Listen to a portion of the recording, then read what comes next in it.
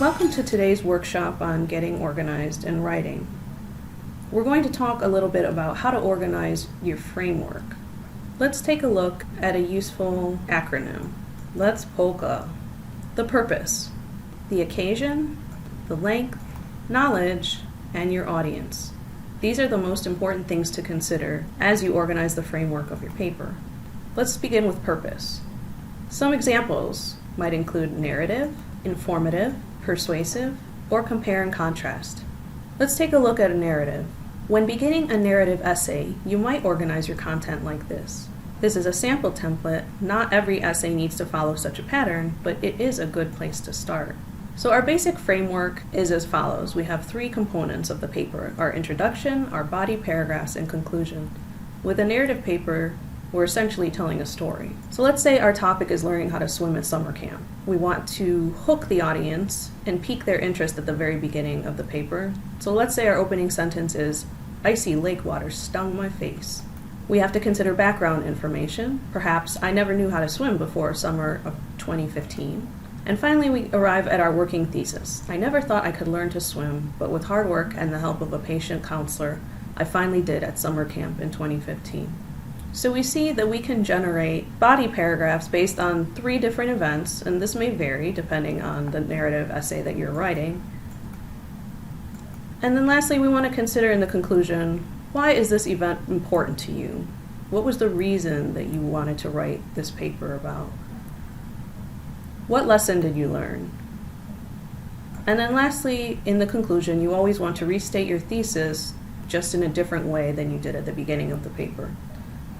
So I may conclude with something like, although I had a petrifying introduction to Lake Michigan, by putting my trust in a friend and working hard, I overcame my fear of water and learned to swim. I hope to become a lifeguard and can't wait to help other people in the water. Next, let's take a look at the framework for an informative paper.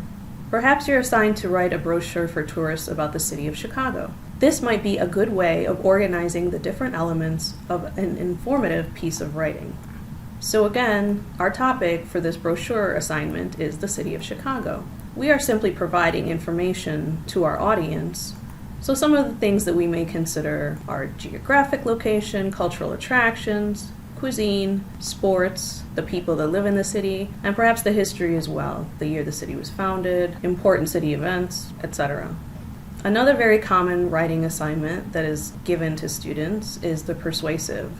So let's take a look at how we might organize the framework for a persuasive essay. We know that our subject or prompt is, how should $1 million donated to the community center be used? Let's say we know that we have two possibilities for this: a public indoor swimming pool or new machines and weights in the fitness center. We're trying to assess exactly what side we want to argue and persuade our audience of. You can see some of the examples that we generate in favor of the public indoor swimming pool could be it's a good option for health fitness in winter months, it might bring in additional revenue by charging non-residents, etc. And we can actually even consider a counter argument that the current machines and weights are still perfectly usable. We'll want to perform a similar idea list for the other side. So some examples may be the fitness center is already very popular, so new equipment would only help, current machines require more service, and then as our counter arguments, the public indoor pool could require additional cost, lifeguards, insurance, etc. So once we generate these lists, we can see that our best argument is for the public indoor swimming pool. Our last example of a way that you might organize a paper is if you're given a compare or contrast assignment. So let's take a look at how we might organize that framework. This particular tool is a Venn diagram, and it features things that are unique to A and things that are unique to B.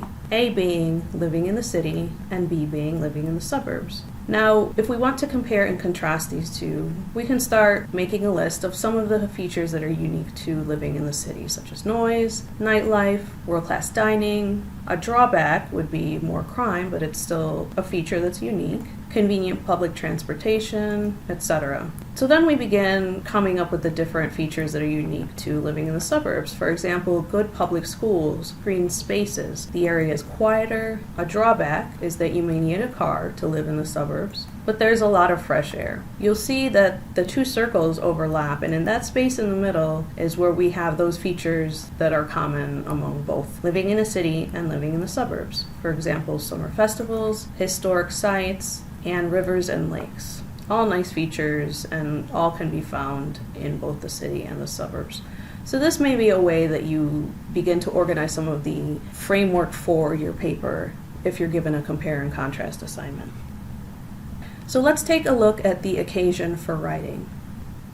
That would be, what are you writing for example, for school, work, personal purposes, etc. The two occasions that you most likely will be considering when writing a paper would be that research paper for class, and then perhaps a personal narrative if you're given a story assignment. So you can take a look at some of the corresponding components of the occasion for writing. You'll see that if you're writing a research paper for class, the diction will be formal, the voice will be passive, and jargon will be very technical. You will have to consider your audience, and we'll talk about that in a moment as well. For the personal narrative, you may not see this particular assignment quite as much, but you notice that some of these components do change. For example, you may want to use contractions, personal pronouns since the narrative refers to an experience that you had yourself. Diction may vary, for example, if you're using quotes, etc. It is also important to consider the length of your paper. It's important to consider how much time and space you're dedicating to particular points in your subject. So how much are you writing? How many pages or words does it need to be? Length is often determined by the instructor. It can also depend on the importance of the assignment. For a shorter essay, for example, you know to include less information. A 2-paragraph introduction can work for a longer essay because it gives you time to develop your topic and your assertion, but it's not something that's really recommended for shorter essay. So for example, let's say we have an assignment of a 10-page paper. Our introduction with the thesis should be about 1 to 2 paragraphs. Body points A, B, and C should each be approximately 2.5 pages, and then our conclusion is 1 paragraph. Obviously, this may vary again a little bit depending on what the assignment looks like, how much you have to write about your particular subject matter, but this is a good rule of thumb to use when considering length. Going back to our POLCA acronym, the next thing that you want to consider when organizing your framework is knowledge. That would be what you know or don't know about your particular topic, as well as what your audience knows or doesn't know about the topic. This is important because you need to obviously know what you're writing about, but also what you need to find out about. It determines if any additional research is necessary for your paper. And then lastly, audience. Audience is a very important component when organizing your framework. So you want to consider who you're writing for. It may seem obvious that your instructor is your audience, but you also want to consider a secondary audience beyond your instructor. For example, when considering a secondary audience beyond your instructor, if we go back to our informative essay example, that City of Chicago brochure that we're writing to receive a grade for the project from the instructor, but we're really targeting uninformed tourists of the history and attractions of Chicago. Some of the questions to consider when you're thinking about audience are, again, what does your audience already know? This will help you determine what information you can leave out. What do you want them to know? What information is critical to include in your paper? Is your audience likely to agree or disagree with you? What are the demographics of your audience? What's the relationship between the writer and the reader? And also, what will the reader do with the information you provided them with?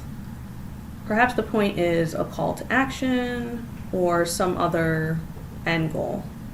When you're organizing the framework of your paper, POLCA is a good acronym to consider, thinking about the different components of the paper itself. If you have any difficulties or want some more tips on how to organize the framework of an assignment, please feel free to come into Writing, Reading, and Speech Assistance and one of our coaches will be happy to assist you.